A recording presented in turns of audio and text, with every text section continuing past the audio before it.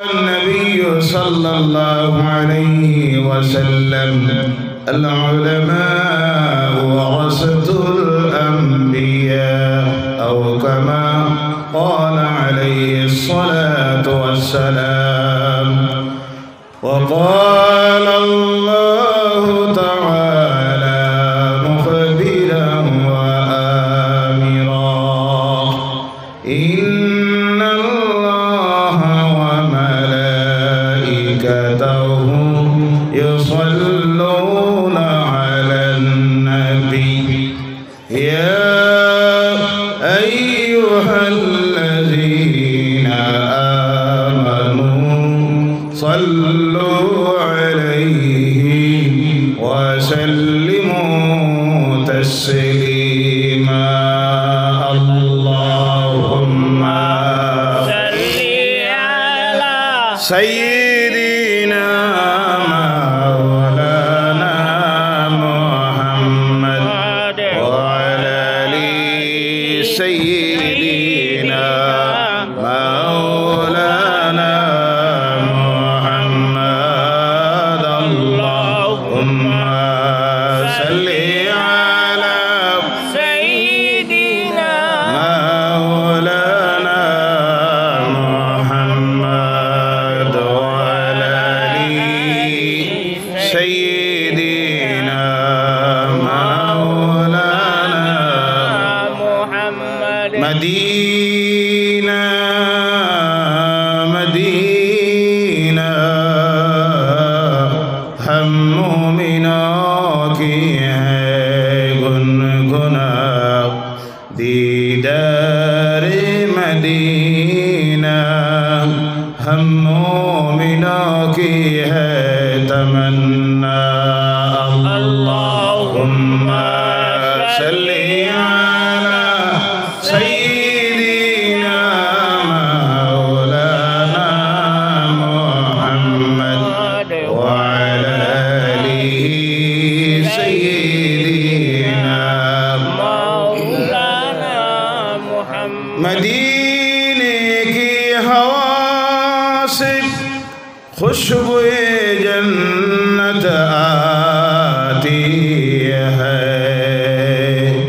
खाके पाके मदीना में नूर जन्नत चमकती है अल्लाहुम्मा सल्ली अला सय्यिदिना मौलाना मुहम्मद وعلى آل سيدنا مولانا محمد একটু চাপিয়ে আসুন আপনারা সামনের খালি জায়গাটা পুরো করে দিন সামান্য সময়ের পর আসরের নামাজের আজান হয়ে যাবে এর আগে একটু কষ্ট করুন চাপিয়ে আসেন সামনের খালি জায়গাটা যার যার সামনের খালি জায়গা দেখেন পিছনে যারা একবারে পিছনে যারা আপনারা একটু কষ্ট করে সামনের দিকে আসুন অনেক জায়গা খালি সামনে রেখে আপনারা কি দুঃখে কি কষ্টে এত পিছনে চলে গেলেন আল্লাহর ওয়াস্তে প্রত্যেকের সামনের দিকে চাপিয়ে আসুন এবং মহব্বতে আল্লাহর নামের জিকির করেন সুবহানাল্লাহ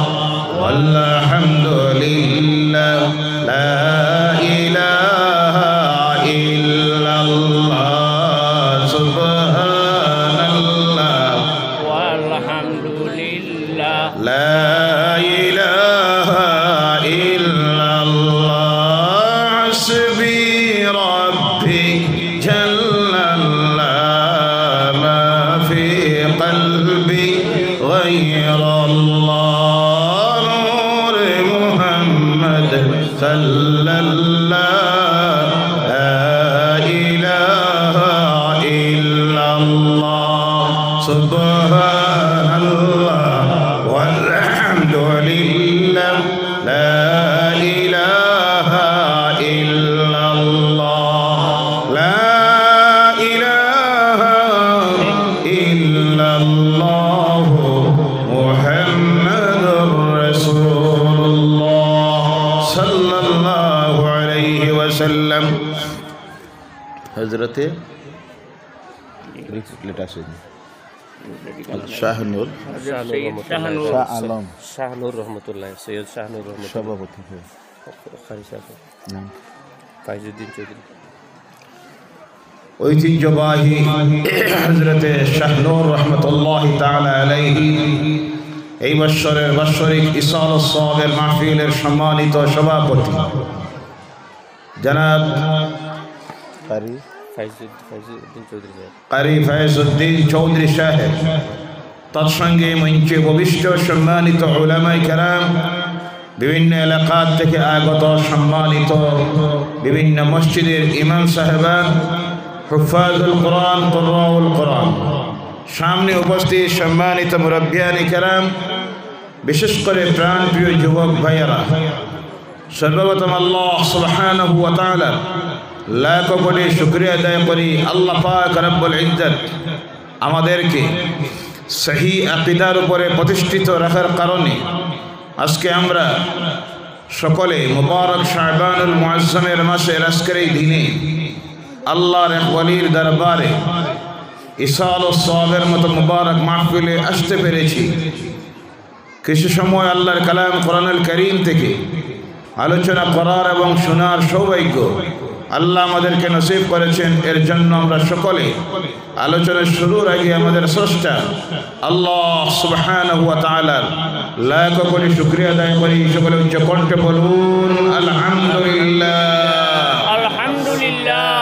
সম্মানিত শ্রোতামণ্ডলী, সংক্ষিপ্ত সময়ের ভিতরে একটা আয়াতে কারিমা আপনাদের সামনে তেলাওয়াত করেছি ইনশাআল্লাহুল আযীম। তারপর সংক্ষিপ্ত আলোচনা রাখবো গ্রহণযোগ্য তাফসীরের কিতাব থেকে এবং গ্রহণযোগ্য মুফাসসিরুল কোরআনদের অভিমত থেকে। আল্লাহ পাক সেই আলোচনার উপরে আপনাদেরকে আমাকে আমল করার জন্য তৌফিক দেন। সকলে বলেন আল্লাহুম্মা আমিন। আল্লাহুম্মা আমিন। আলোচনা শুরুর আগে দুই একটা কথা আপনাদের সামনে আরজ রাখতে চাই।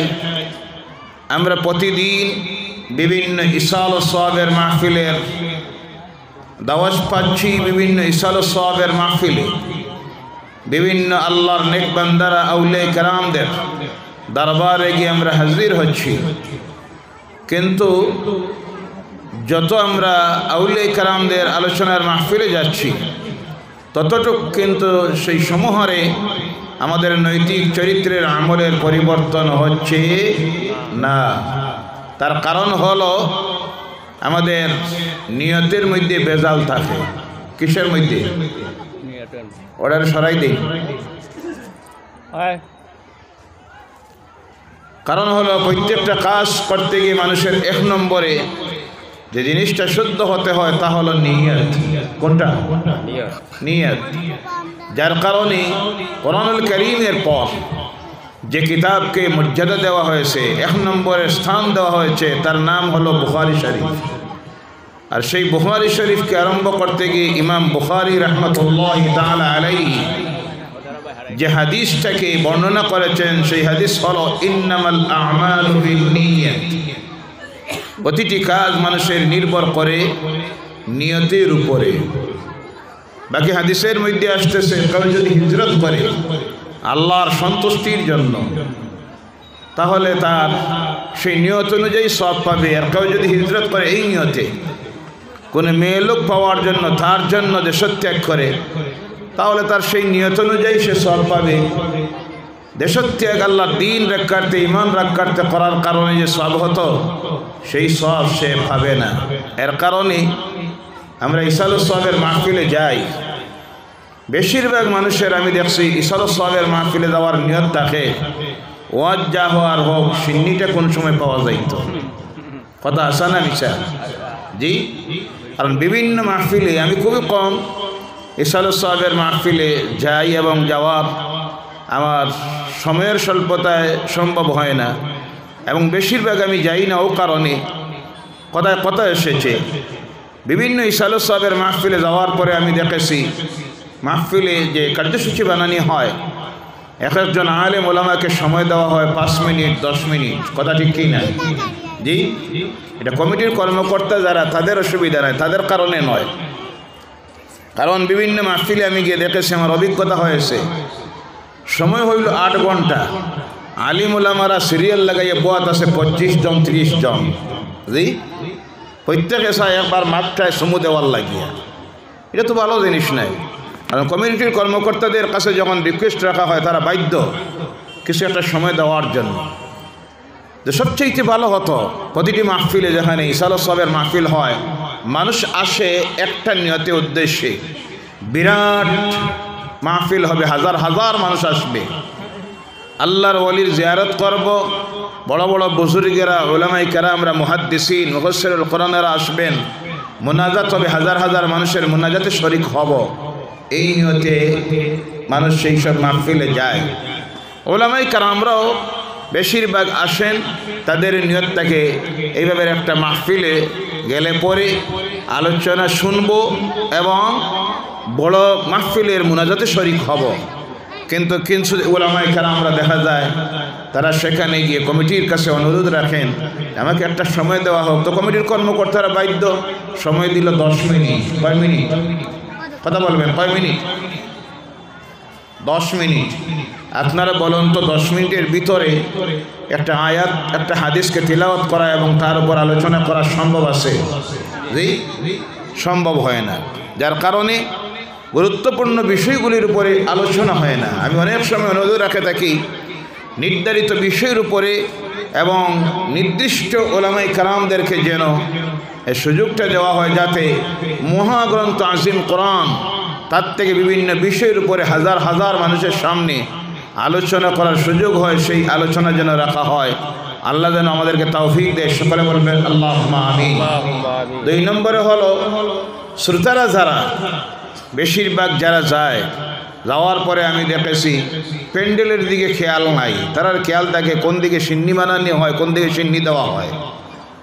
শুনলে আপনারা অবাক হবেন, অনেক সময় দেখা যায় সিন্নি যখন তাবারুকান বিতরণ করা হয় প্রয়োজনে পুলিশ ডাকতে হয়, ঠেলা ধাক্কা মাইর, 1 প্যাকেট পাইছে 3 প্যাকেট লওয়ার লাগি ঝগড়া করতেছে, রক্ত প্রবাহিত করে দেয়। বলে নাউযুবিল্লাহি মিন যালিক।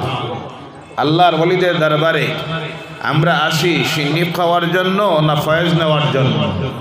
জি, কোনটা নিয়ত হতে হবে? ফয়েজ খাওয়া। তাবারুকান সিন্নি যখন দেওয়া হয় প্রত্যেকের জন্য পর্যাপ্ত ব্যবস্থা রাখে, প্রত্যেককে দেওয়া হয়, কাউ খালি হাতে যায় না। কিন্তু ধৈর্য ধরি না, আমরা দেখা যায় যে পাইছি আরও পাওয়ার চেষ্টা করে, কারণ তার মূল নিয়তটা তো হলো ফয়েজ নয়, দোয়া পাওয়া নয়, তার মূল নিয়ত কোনটা? সিন্নি পাওয়া। যার কারণে হাজার হাজার মানুষ মাহফিলে উপস্থিত হয়, আলোচনা হয়, এরপরে দেখা যায় নৈতিক চরিত্রের আমলের কোনো পরিবর্তন হয় না। আল্লাহর ওয়াস্তে অনুরোধ রাখি, যখন যে আল্লাহর ওলির দরবারে ইসাল সবের মাহফিলে উরুসের মাহফিলে যাবেন, 1 নম্বরে নিয়ত করবেন আল্লাহর ওলিদের, আল্লাহর বন্ধু যারা হয়েছেন, আল্লাহর মায়ার বান্দা যারা হয়েছেন, তাদের জীবন চরিত্রটা কেমন ছিল, তারা যেইভাবে আমলের মাধ্যমে আল্লাহর নৈকট্যতা লাভ করেছিলেন, আল্লাহর স্নেহের পাত্র হয়েছিলেন, আল্লাহর বন্ধু হয়েছিলেন, নৈতিক চরিত্রকে সংশোধিত করে আমিও সেই ওলির দরবারে আজকে এসেছি, আমি ওলির দরবারে যাচ্ছি, ওনার নৈতিক চরিত্র আমলকে শুনে সেইভাবে আমার আমলটাকে তৈরি করে আমি যেন আল্লাহর ওলি হতে পারি। বলো সুবহানাল্লাহ। আর জোরে বলেন সুবহানাল্লাহ। এই নিয়ত করে যদি আল্লাহর ওলিদের দরবারে যান, ইসাল সবের মাহফিলে বসেন, আর যা আলোচনা হয় তার উপর আমল করতে দেখেন, ইনশাআল্লাহ বলেন ইনশাআল্লাহ, একদিন আপনিও আল্লাহ নেক বান্দা, আল্লাহর মাহবুব বান্দা, আল্লাহর ওলি হয়ে যেতে পারেন। বলেন সুবহানাল্লাহ।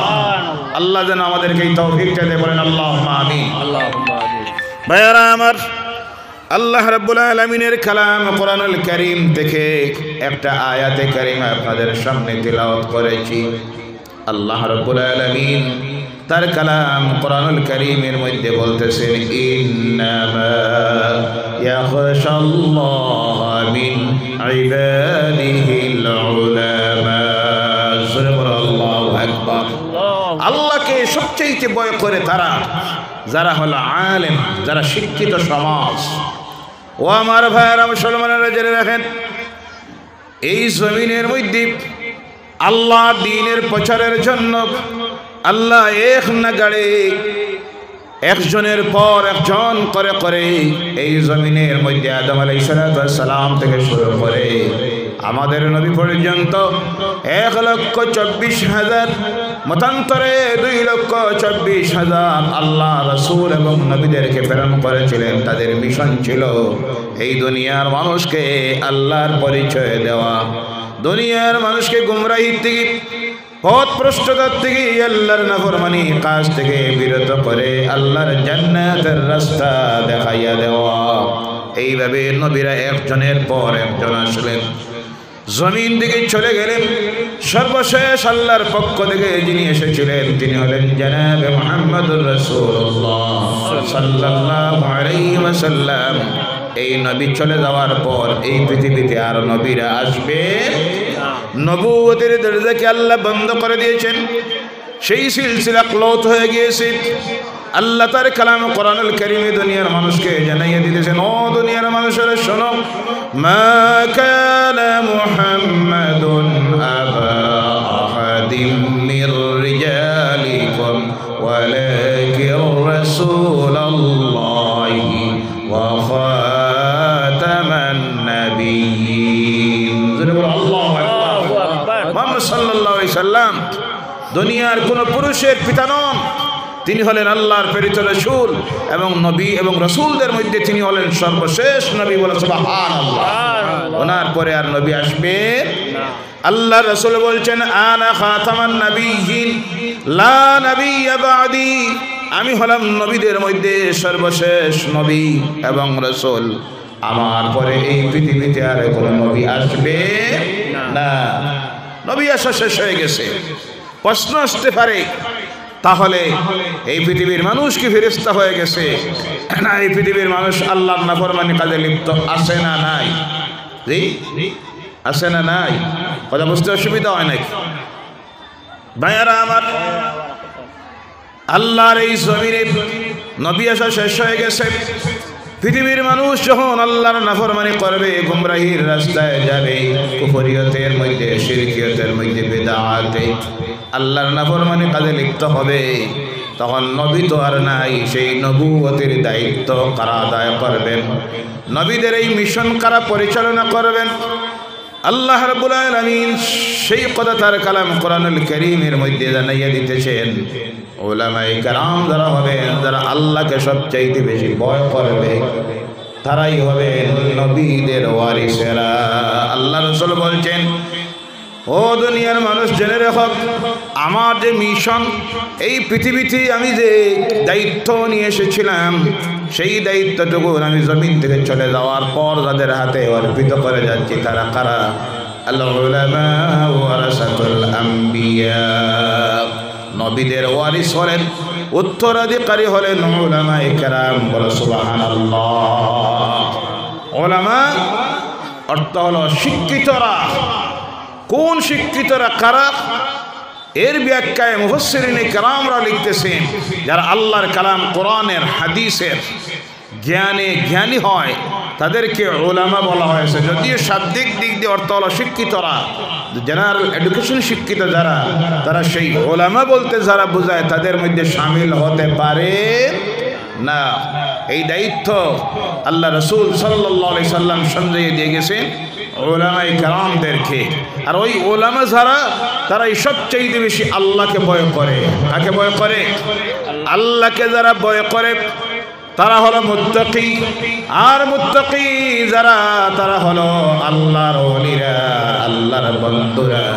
যার কারণে জেনে রাখবেন, যত উলামায়ে কেরামরা আছেন, সমস্ত উলামায়ে কেরামরা হলেন আল্লাহর ওলি। সুবহানাল্লাহ বলেন, আর জোরে বলেন সুবহানাল্লাহ। সমস্ত ভালোভাবে জেনে রাখবেন, কুল্লু উলামায়ে, সমস্ত আলিম যারা, উলামায়ে কেরাম যারা, সব হলেন আউলিয়া আল্লাহ, আল্লাহর বন্ধু। কারণ তারাই সবচেয়ে বেশি আল্লাহকে ভয় করে, মুত্তাকি তারা। আর মুত্তাকি যারা, আল্লাহ বলছেন তারাই হলো আল্লাহর বন্ধু। সুবহানাল্লাহ। কথা বোঝা গেছে? তার থেকে প্রমাণিত হয় আল্লাহর বন্ধু হতে গেলে এক নম্বরের শর্ত হলো আলিম হতে হয়। আলিম ছাড়া, ইলম ছাড়া আল্লাহর বন্ধু হওয়া যায় না। 2 নম্বরের কথা হলো আজকের এই পৃথিবীতে ইসলামের দায়িত্ব, রসুলের মিশন যারা পরিচালিত করবেন তারা হবেন সেই সমস্ত উলামায়ে কেরাম এবং আল্লাহর ওলিরা, যার জ্বলন্ত প্রমাণ আমরা দেখতেছি। নবীদের জমানা যখন শেষ হয়ে গেল, নবী আসা বন্ধ হয়ে গেল, এই পৃথিবীতে যারাই আল্লাহর দ্বীনের দায়ী হয়ে দ্বীনের দায়িত্ব আদায় করেছেন, যারা পৃথিবীতে অন্যায়ের বিরোধিতা করেছেন, ন্যায়কে প্রতিষ্ঠিত করার সংগ্রামে লিপ্ত ছিলেন, তারা ছিলেন আল্লাহর ওলিরা। বলেন সুবহানাল্লাহ। তার জ্বলন্ত প্রমাণ এই হিন্দুস্তানের জমিনে নবুয়তের দরজা বন্ধ হয়ে যাওয়ার পর যাদের হাত ধরে আল্লাহর দ্বীনের প্রচার হয়েছে তারা ছিলেন আল্লাহর ওলিরা, যার অন্যতম একজন হলেন হযরতে মাইনুদ্দিন চিশতি আজমেরি রাহমাতুল্লাহি তাআলা আলাইহি ওয়া সুবহানাল্লাহ। 2 নম্বরে বাংলার জমিনের দিকে যদি আমরা দেখি যিনি আল্লাহর দ্বীনের মশাল নিয়ে বাংলার গুমরাহ মানুষগুলিকে দ্বীনের দাওয়াত দেওয়ার জন্য এসেছিলেন, গুমরাহি থেকে, শিরকিয়ত থেকে, কুফরি থেকে হেদায়েতের রাস্তার দাওয়াত দিয়েছিলেন, তিনি ছিলেন হযরতে শাহজালাল ইয়ামানি রাহমাতুল্লাহি তাআলা আলাইহি ওয়া সুবহানাল্লাহ। অনুরূপভাবে বরাক আসামের জমিনের দিকে যদি আমরা লক্ষ্য করি, আমরা দেখি যাদের দ্বীনি দাওয়াতে পরিশ্রমী আল্লাহর দ্বীন প্রচারিত হয়েছে, হযরতে ঠানটুর সাহেব রহমতুল্লাহি তাআলা আলাইহি, হযরতে বদরপুরি রহমতুল্লাহি তাআলা আলাইহি, হাতিম আলী সাহেব রহমতুল্লাহি তাআলা আলাইহি, হযরতে তেলিটিকরি রহমতুল্লাহি তাআলা আলাইহি, হযরতে বাগফুরি রহমতুল্লাহি তাআলা আলাইহি, বাগাডরি রহমতুল্লাহি তাআলা আলাইহি, তৎসঙ্গে সৈয়দ শাহনুর রহমতুল্লাহি তাআলা আলাইহি। এইভাবে আল্লাহর ওলিরা আল্লাহর দ্বীনের মিশন জমিনে পরিচালিত করেছেন, যার কারণে আজ আসাম তথা বরাক উপত্যকার মুসলমানদের পার্সেন্টেজ হলো 43%। সুবহানাল্লাহ বলেন। যাদের দ্বীনি মেহনতের কারণে। কিন্তু আজকে আফসোস লাগে, বর্তমান এই সময়ে আমরা যারা এই দায়িত্বশীল, যাদের উপরে আল্লাহ রসুল দায়িত্ব অর্পণ করে গেছেন, আমরা আমাদের দায়িত্ব আদায় করতেছি না। পীর সাহেব যারা, গদ্দিনিসীন পীর সাহেব যারা, তাদের সামনে অন্যায় হয়, অবিচার হয়, রাষ্ট্রবিরোধী জালেম শক্তি মুসলমানদের বিরুদ্ধে ষড়যন্ত্র করে, তারা কিন্তু তখন মুখ খুলে চিন্তা থাকে, না জানিনি মরিদ কমে যায়, দাওয়াতনি বন্ধ হয়ে যায়। আমার রাষ্ট্র যেসবাই যাক, সমাজ যেদিকে যাক, মুরিদ নামাজ পড়ুক না পড়ুক, শুধু খাও গোশ খাও, অসুবিধা নাই। মাঝে মধ্যে যদি হাদিয়া দেয় আর দাওয়াত দেয়, ঠিক আছে, বলে নাউযুবিল্লাহ, চলছে নিনানাথ। উলামায়ে কেরাম যারা বাস্তবে যে কথা বলা, যে কোরআন থেকে অন্যায়ের প্রতিবাদের যে কথা বলার প্রয়োজন, ন্যায়কে প্রতিষ্ঠিত করার সংগ্রামে ডাক দেওয়ার প্রয়োজন, সমাজে আল্লাহর নাফরমানির কাজ যখন চলতেছে, ইসলাম বিরোধী শক্তি যখন মাথা ছাড়া দিয়ে ওঠে প্রতিদিন, অন্যায় করতেছি। মাত্র আজ থেকে কয়েকদিন আগে তারা আইন পাশ করলো, ওয়াকফ বিল পাশ করেছে। আপনারা জানেন যে ওয়াকফ বিলের মাধ্যমে তাদের ষড়যন্ত্র হল সমস্ত মসজিদ মাদ্রাসার ওয়াকফ সম্পত্তি এবং মুসলমান জনগণের রাজা বাদশাদের জমিদারদের দান করা ওয়াকফ সম্পত্তিকে রাষ্ট্রীয় সম্পত্তি বানানোর ষড়যন্ত্র যখন করতেছে, এই সময় আমার সমাজের ওলামায়ে কেরামরা কোথায়? যাদের দায়িত্ব ছিল জাতিকে সচেতন করে এই অন্যায়ের বিরুদ্ধে জাতিয়ে পড়ার, কথা ঠিক না? আমরা সেই দায়িত্ব আদায় করতেছি না, কারণ আমরা চিন্তায়, আমার নিজের পেটের চিন্তায়। কোনটার চিন্তায়? আর এখন তো সবচেয়ে বেশি চিন্তা উঠছে কার পদ কোনটা হইতো, কোনটা গেল, কোনটা রইল, কথা ঠিক না? জবাব দিতে হবে আল্লাহর কাছে। কার কাছে? আল্লাহর কাছে আমরা জবাবদি হতে হবে। শুধু মনে মনে ভাবতেছেন উলামায়ে কেরামরা, তা নয়। 2 নম্বরে হলো দায়িত্ব যারা নিবেন, ইমাম সাহেবেরা, ইমামেরা তাদের সেই দায়িত্ব আদায় করতে পারতেছেন না, কারণ অন্যায়কারীরা আজকে সমাজে মাথা ছাড়া দিয়ে উঠেছে। ইমাম ওদের বিরুদ্ধে কথা বলতে পারতেছেন না, সুদের বিরুদ্ধে কথা বলতে পারতেছেন না, বেনামাজির বিরুদ্ধে কথা বলতে পারতেছেন না, কারণ এই সমাজটা আজকে চলতেছে সংগঠনের প্রধান, মসজিদের কর্মকর্তা, মাদ্রাসার কর্মকর্তা, যারা দায়িত্বশীল তারা সবগুলি আল্লাহর নাফরমান বেশিরভাগ। কথা ঠিক কিনা? কথা বোঝা যায়? সাউন্ড সিস্টেমে বুঝতে আপনাদের অসুবিধা হয় নাকি? কথা বুঝতে আপনারা? ইমামেরা কথা বলতে ভয় পান, কারণ তারা দেখেন আমি যদি সুদের বিরুদ্ধে ওয়াজ করি, সেক্রেটারি সাহেব বলো নাম করা শুরু আছে না নাই? প্রেসিডেন্টের আমি যদি নামাজ সম্পর্কে কথা বলি, তাহলে প্রেসিডেন্ট সপ্তাহে এক ওয়াক্তের নামাজে আয়, আছে না নাই? যদি কথা বলি চাকরি যাবে। প্রত্যেকের ভিতর থেকে আমাদের চলে গেছে আল্লাহর ভয়। কার ভয়? আল্লাহর ভয় চলে গেছে, যার কারণে আজকে হক কথা বলতে গিয়ে আমাদের অসুবিধা হচ্ছে। সমাজের মুরব্বী যারা, আমরা আমাদের দায়িত্ব আদায় করতে পারতেছি না। সমাজে আল্লাহর নাফরমানির কাজ চলতেছে, গুনাহের কাজ চলতেছে। এর কারণে আমার ভাইরা আজ আমার সমাজ সংশোধিত হচ্ছে না। যার মূল কারণ হলো কি? মূল এক নম্বরের কারণ হলো আমাদের ভিতরে থেকে চলে গেছে আল্লাহর ভয়। কার ভয়? আল্লাহর ভয় যদি আমাদের অন্তরে থাকতো, প্রকৃতভাবে যদি আল্লাহর ওলি হতাম, প্রকৃত যদি আল্লাহর দ্বীনের দায়ী আলিম হতাম, নবীর ওয়ারিস হতাম, আল্লাহর ভয় অন্তরে থাকতো, প্রকৃতভাবে আল্লাহর ভয় অন্তরে থাকলে আমি ইমাম হলে, আলিম হলে, পীর সাহেব হলে অন্যায়কারীকে কখনো প্রশ্রয় দিতাম না, তার প্রতিবাদ করতাম। আমি আমার রিজেকের চিন্তা করতে হতো না, কারণ আমার এই বিশ্বাস থাকতো আমার রিজেকের মালিককে। আরো জোরে বলেন, রিজেকের মালিককে। কোনো মুরিদ নাই, খানখানায় দরবার নাই, ওয়াজের মাহফিল নয়, মসজিদের ইমামতি নয়, রিজেক দিবেন কে? আল্লাহ। ডর ভয় যদি অন্তরে চলে আসে, আল্লাহ বলছেন وَمَن يَتَّقِ اللَّهَ يَجْعَل لَّهُ مَخْرَجًا وَيَرْزُقْهُ مِنْ حَيْثُ لَا يَحْتَسِبُ। জোরে বলো আল্লাহু আকবার। মুত্তাকি পরহেজগার যদি তোমরা হয়ে যাও, এই দুনিয়ায় বাসার চিন্তা তোমাদের করতে হবে না, বাসার রাস্তা বাইর করে দেওয়া আল্লাহর জন্য ওয়াজিব হয়ে যাবে। সুবহানাল্লাহ।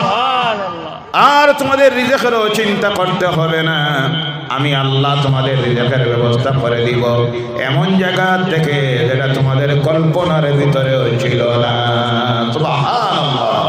ও আমার ভাইরা, আল্লাহর ভয় অন্তরে আসলে পরে মানুষের অবস্থা কেমন হয়? আল্লাহর ভয় যত সময় অন্তরে আসবে না, আপনি মুত্তাকি হতে পারবেন না, আর মুত্তাকি না হইলে ওলি হতে পারবেন না। মুত্তাকি আল্লাহর ভয় অন্তরে আসলে পরে অবস্থা হয় কেমন? বিশ্ব মুসলিমের রাষ্ট্রনেতা, দ্বিতীয় খলিফা, অর্ধেক পৃথিবীর শাসক হযরত ওমর ইবনুল খাত্তাব রাদিয়াল্লাহু তাআলা আনহু রাষ্ট্র ক্ষমতায় বসলেন। খুব ভালোভাবে বুঝেন, রাষ্ট্র থেকে ওনাকে ভাতা দেওয়া হয়, রাষ্ট্রীয় কোষাগার থেকে ভাতা দেওয়া হয়। পারিবারিক অবস্থা ছিল, একবেলা যখন রুটি খাইতেন, আটার রুটি হইলে মাংসের তরকারি জুড়ত না। কোনো সময় মাংসের তরকারির ব্যবস্থা হইলে ময়দার রুটি বানানি সম্ভব হতো না। ওনার বিবির মনের মধ্যে আসলো একটা বেলা পেট ভরে যাতে মাংস তরকারি দিয়া ময়দার তৈরি রুটিটা যেন খাইতে পারি। তো স্বামীর যে ভাতা দেওয়া হয় রাষ্ট্রীয় সম্পদ থেকে, তার থেকে তিনি সামান্য পয়সা প্রতি মাসে বাসানি শুরু করলেন। বাসিয়ে বাসিয়ে যখন দেখলেন ব্যবস্থা হয়ে গেছে একবেলার রুটি, ময়দার তৈরি রুটির আর মাংসের তরকারির, ওনার স্বামী আমিরুল মুমিনিন অর্ধেক পৃথিবীর শাসক হযরত ওমর ইবনুল খাত্তাব রাদিয়াল্লাহু তাআলা আনহুর হাতের মধ্যে তুলে দিলেন আর বলেন, ও আমার প্রাণের স্বামী, তুমি আমার জন্য এ দিয়ে বাজার থেকে সামান্য মাংস আর ময়দা খরিদ করে আনবা। ওমর ইবনুল খাত্তাব রাদিয়াল্লাহু তাআলা আনহু জিজ্ঞাসা করে, ও আমার স্বামী, আমার স্ত্রী, এই পয়সাটা তুমি কোথা থেকে ফেলায়? তখন ওনার স্ত্রী বলেন, আপনার প্রতি মাসের ভাতার থেকে আমি সামান্য পয়সা বাঁচিয়ে এই পয়সাটা একত্রিত করেছি। আমিরুল মুমিনিন, বিশ্ব মুসলমানের নেতা, অর্ধেক পৃথিবীর শাসক ওমর ইবনুল খাত্তাব চিন্তার মধ্যে পড়লেন, আরে তাহলে বোঝা যায় রাষ্ট্রীয় সম্পদ থেকে আমি বেশি ভাতা নিয়ে নেই, এটা যেটা বাঁচলো এছাড়া তো আমার পরিবার চললো। চিন্তায় পড়ছেন, কিয়ামতের দিন আল্লাহর কাছে আমি কি জবাব দিব? আল্লাহ যদি জিজ্ঞাসা করে, ওমর রে তুমি ভাতা নিতে তো একটা পয়সা বেশি নিয়েছিলে, আমি তো আল্লাহর কাছে জবাব দেওয়া সম্ভব হবে না। বলে সুবহানাল্লাহ। এর নাম হলো ইত্তাকিল্লাহ, আল্লাহর ভয়। স্ত্রী যে পয়সাটা দিয়েছেন মাংস আর ময়দা তৈরির জন্য, হাতে নিলেন, নিয়ে মসজিদের মধ্যে গেলেন, নামাজ শেষ হলো, নামাজ পড়ালেন, মসজিদুন নববীর ইমামতি করতেন রাষ্ট্রনেতা। এবার নামাজ শেষ হওয়ার পর আল্লাহ রাসূলের সাহাবীদেরকে বলেন, বসে যাও। সমস্ত সাহাবায়ে কেরাম বসে আছেন। আমিরুল মুমিনিন দাঁড়িয়ে গেলেন, আর দাঁড়িয়ে বলেন, ও মুসল্লিরা, আল্লাহ রাসূলের সাহাবীরা, রাষ্ট্রীয় সম্পদ থেকে আপনারা আমাকে কিছু পয়সা বেশি দিয়ে দিয়েছেন প্রতি মাসে, যার জন্য আমার দৈনন্দিন জীবনের পারিবারিক সমস্ত খরচ কোলানির পরে এই পয়সাটা বেঁচে গিয়েছে। আমি এই সম্পদটা, রাষ্ট্রের সম্পদ, আপনাদের কাছে ফিরাইয়া দিলাম। সুবহানাল্লাহ বলেন, আর জোরে বলেন সুবহানাল্লাহ, সুবহানাল্লাহ। জেনে রাখবেন, আল্লাহর ওলি হতে হলে 1 নম্বরে রিজিক হালাল হতে হয়। কি হালাল? রিজিক হালাল হতে হয়। রিজিকে যদি সামান্য ভেজাল ঢুকে, হারাম ঢুকে যায়, সেই ব্যক্তি কখনো আল্লাহর ওলি হতে পারবে? তার কোনো ইবাদত আল্লাহর দরবারে 40 দিন পর্যন্ত এক দানা পরিমাণ হারাম যদি পেটের ভিতরে ঢুকে যায়, সেই ব্যক্তি কখনো আল্লাহর ওলি হওয়া তো দূরের কথা, 40 দিন পর্যন্ত কোনো ইবাদত দোয়া আল্লাহর দরবারে কবুল হবে? এখন তো মাশাআল্লাহ, আলহামদুলিল্লাহ, নাউজুবিল্লাহ, কি যে বলবো, পীর সাহেব মুরিদ নাম করা শুধু খুব আছে না নাই? জেনাখুর, চাঁদাবাজ, দুঃখবাজ, জনগণের সম্পদ মারতেছে। আজকে কোথায় গিয়ে পৌঁছেছে এই সমাজের অবস্থা? হালাল হারামের কোনো চিন্তাই নাই। সমাজের মানুষের মন মস্তিষ্ক থেকে হারামের চিন্তা দূরে চলে গেছে। ভাইয়েরা আমার, কি অবস্থা দেখেন। বিশেষ করে রাজনীতিতে যারা জড়িত, রাগ করবেন না, সবচেয়ে বেশি দুর্নীতিতে হারামে নিমজ্জিত হয়ে গেছে সমাজের রাষ্ট্রনেতার থেকে শুরু করে নিম্ন স্তরের কর্মচারী পর্যন্ত, যার কারণে এই দেশে, এই রাষ্ট্রে শান্তি নাই, রহমত নাই, বরকত নাই। উদাহরণ, একটা ছেলে তার আব্বারে জিগায়, আব্বা আপনি সরকারি চাকরি করেন? বলে হ্যাঁ। আপনার বেতন কত? বাপ কয় 50,000। কত হাজার? 50,000। আচ্ছা আব্বা, আমাদের প্রতি মাসে ইলেকট্রিক বিল আসে কত? বলে 5,000। জলের বিল 5,000। আমার পড়াশোনার খরচ কত দেন? বলে 15,000। হিসাব মিলাইবা, কত হাজার হয়েছে? 25,000। এরপরে পারিবারিক দৈনন্দিন জীবনের খায়াখানি যা আছে, চা চালাইতে মাসে কত টাকা লাগে? বলে 30,000। কত হাজার? কত হয়েছে এখন? 55,000। বেতন পায় কত? 50,000। ছেলে জিজ্ঞাসা করে, আব্বা আপনার গাড়ি যেটা কত হাজার দিয়ে খরিদ করলা? কয় লাখ? কয় 22 লাখ। কয় লাখ? গুয়াহাটিতে শহরে যে ফ্ল্যাটটা আছে, কয় লাখের?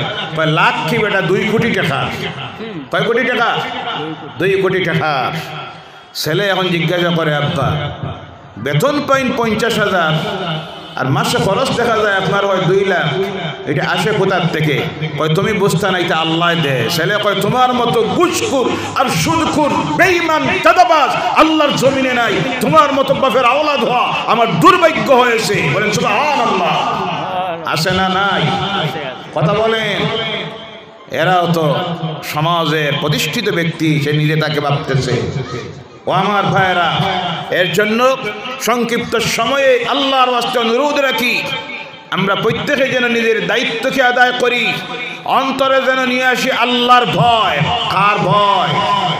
আল্লাহর ভয় যদি অন্তরে ঢুকাইয়ে দিতে পারি, নিজের দায়িত্ব যদি আদায় করতে পারি, পরিবারের গার্জিয়ান যিনি, তার দায়িত্ব হলো তার পরিবারে কি চলতেছে, সমাজে কি চলতেছে, সেটা আমাদের দেখার দায়িত্ব।